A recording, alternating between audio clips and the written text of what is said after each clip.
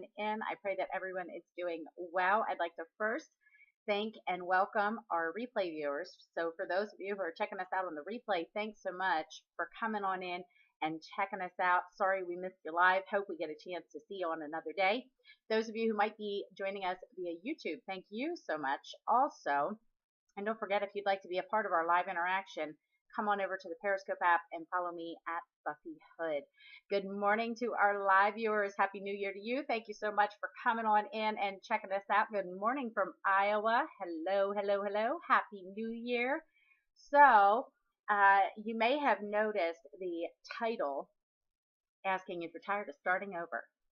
So, that actually starts off with one of my most favorite quotes, which is, if you are tired of starting over, stop giving up.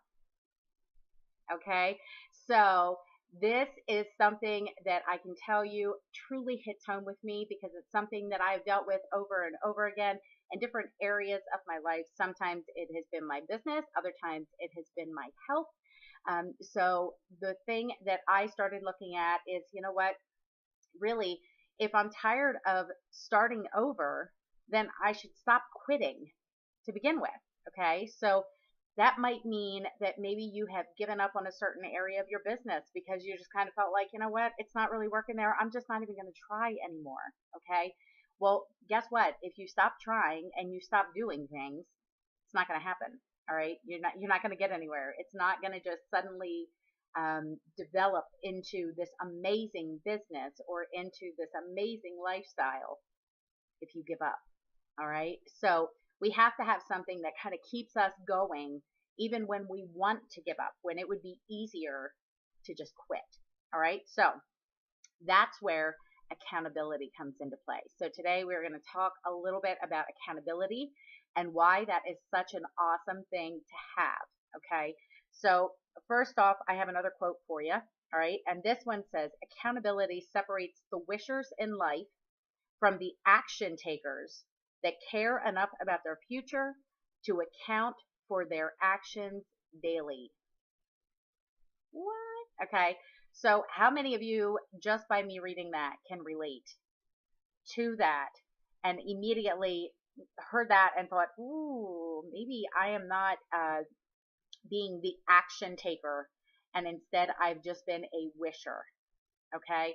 So this is where we have to look at things and say, okay, how do I stop becoming just a wisher? How do I start becoming a action taker? Well, when we are our own boss, when we are in direct sales and we are the CEO of our own companies, it can be very easy for us to cut ourselves some slack, if you will. It can be very easy for us to say, oh, well, yeah, I'll get to that. I didn't do it yet, but you know what? I have a really great boss and I don't have to worry about being fired, so I'll get to it later.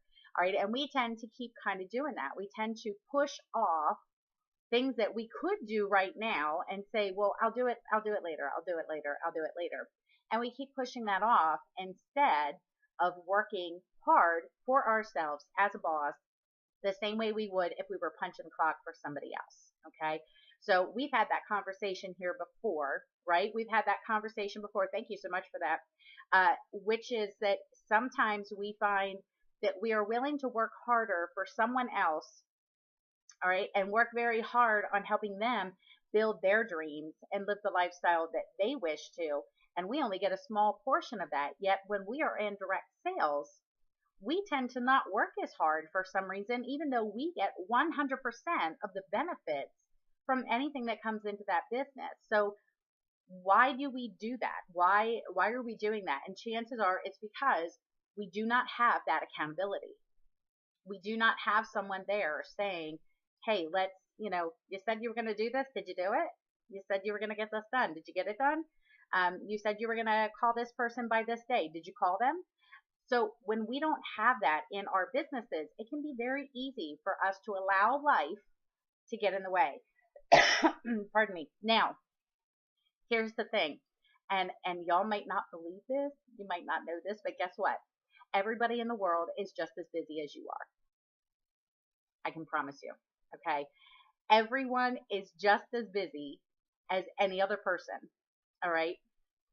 We should think of our customers as the ones to impress, just like a boss. Exactly. Exactly. Okay.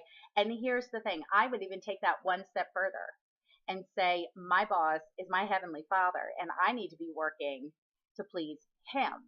So I need to be working and doing my job every day as though I am working for him, not for anyone here. Okay. And if I'm doing it to please him, listen, I'm going to please people here if I'm doing it to please him. Does that make sense? I hope so. Okay. So anyway, so the accountability really comes into play to help those of us who maybe don't have someone that we, I don't want to say that we need to like answer to, but yeah, kind of. Okay. So as an example, I'm going to give you a quick example here. So I had talked to my husband yesterday and said, hey, honey, on our phones, we have the S Health, which is the Samsung activity thing, whatever. If you activate that, it will allow you and I to be able to compete against one another for number of steps. Now, he has a very strenuous job. Okay, he's in construction. So this boy is on his feet all day, right? And always doing stuff. He said, he's like, no, that's going to use up too much of my battery and this and that. And I'm like, okay, whatever. So this morning, he sends me a screenshot of the steps that he has already taken because he wound up turning it on and did not tell me. So he turned it on, was counting his steps, sent me a screenshot of his steps, and he's like, girl, you better get moving. I've already got, 1,200 steps in this morning.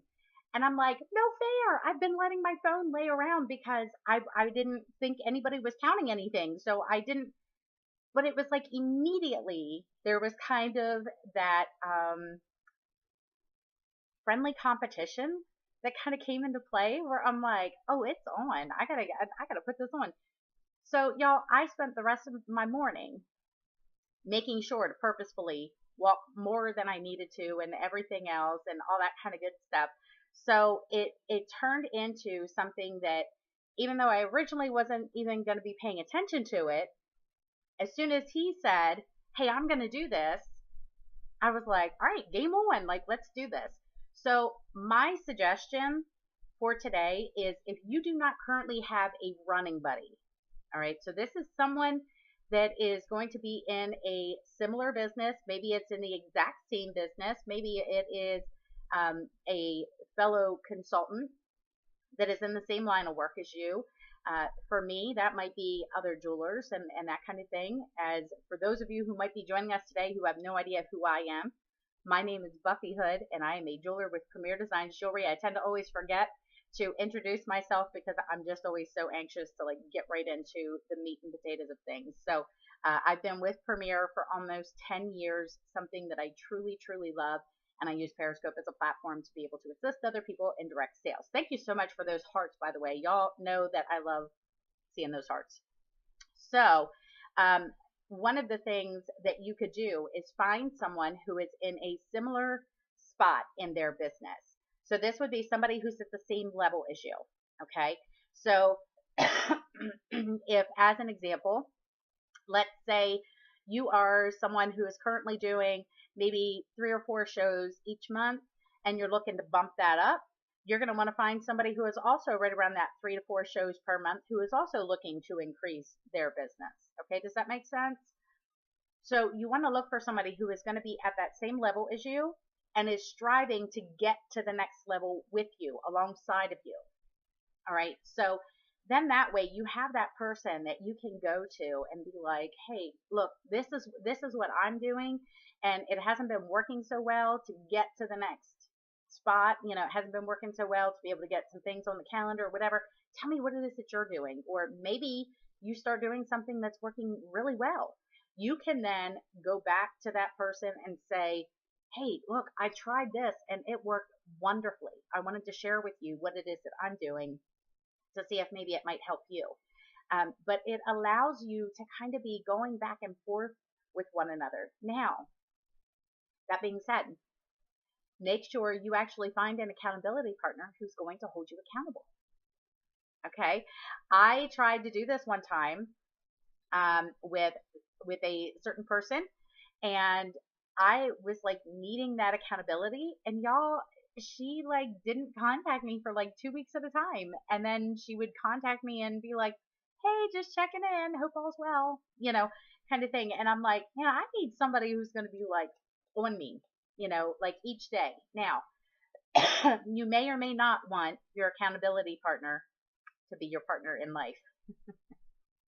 That could be tricky. If depending on the relationship there, I guess you could say. Uh, but it's you want somebody who is going to be able to push you, who is going to do it in a loving way. So you want to make sure that you're keeping that in mind when you're choosing that accountability partner. And also somebody who's going to take it as seriously as you are. Okay, so that can be really tough if you wind up getting paired with someone who is just not like you're like ready to like get out there and do it, and they're kind of dragging their feet.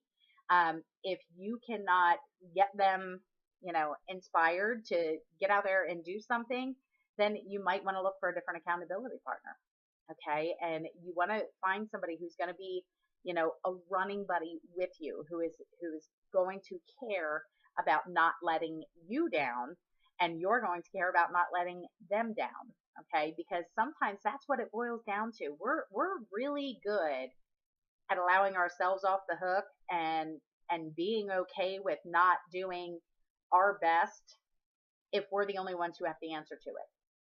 But the second that we know somebody else is counting on us, we tend to put more emphasis into what it is that we're doing. We tend to get more on board more quickly when we know that somebody else is counting on us for something. So, as an example, one of the things that my Premier family has done in times past was they would do something called a booking relay.